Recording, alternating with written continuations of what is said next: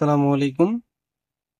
আমরা এখন শিখব কিভাবে একটি রেখাংশকে সমত্রিখণ্ডিত করতে হয়। আমাকে একটা রেখাংশ এ বি দেওয়া আছে। এখন এটাকে আমার করতে হবে কি সমত্রিখণ্ডিত করতে হবে। সেজন্য আমরা করব কি এই রেখাংশের এ প্রান্তে এবং বি প্রান্তে সমান পরিমাণ কোণ অঙ্কন করব।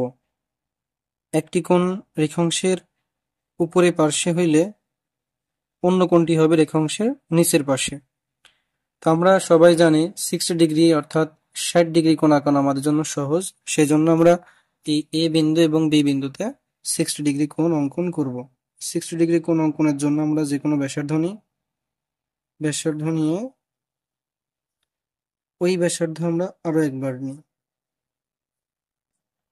নিলেই কিন্তু আমরা 60 ডিগ্রি কোণ অঙ্কন করতে পারি। তো দেখো এই পাশে 60 ডিগ্রি কোণটা কিন্তু হবে কোন দিকে? উপরের দিকে হবে।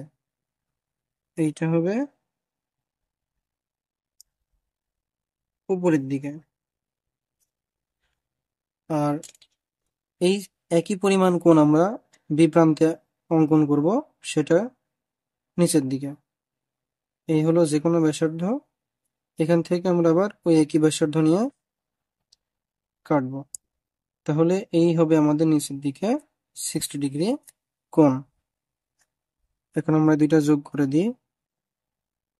তাহলে এ প্রান্ত এবং বি প্রান্তে আমাদের সমান পরিমাণ কোণ অঙ্কন করা হলো, যেটা একটা এ ওই রেখাংশের উপরের দিকে, একটা নিচের দিকে। এখন আমরা করবো কি কম্পাস দিয়ে যে কোনো ব্যাসার্ধ তুমি ইচ্ছে মতো নিতে পারবে, নিয়ে যে কোনো ব্যাসার্ধ নিব আমরা একবার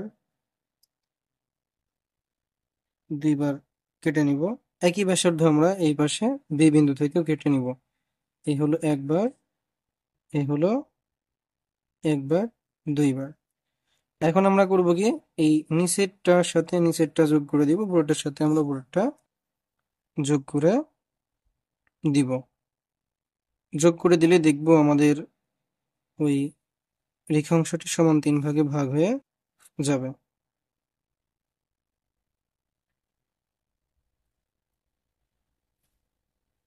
এই যে দেখো আমাদের নিচেরটার সাথে নিচেরটা, উপরেরটার সাথে উপরেরটা যোগ করে দেওয়ার ফলে দেখো এই এ বি রেখাংশ সমান 1 ভাগ, 2 ভাগ, 3 ভাগে বিভক্ত হয়ে গেল।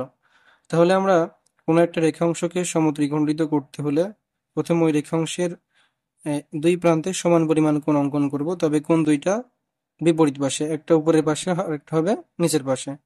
তারপরে আমরা এই রেখাংশ থেকে যে কোনো ব্যাসার্ধ নিয়ে দুইটা অংশ কাটবো। ঠিক ওই একই ব্যাসার্ধ নিয়ে এই পাশে আমরা দুইটা অংশ কেটে নিব। নিচেরটার সাথে নিচেরটা যোগ করব, উপরটার সাথে উপরটা যোগ করব। করলেই আমাদের ওই রেখাংশটা সমান 3 ভাগে বিভক্ত হয়ে যাবে।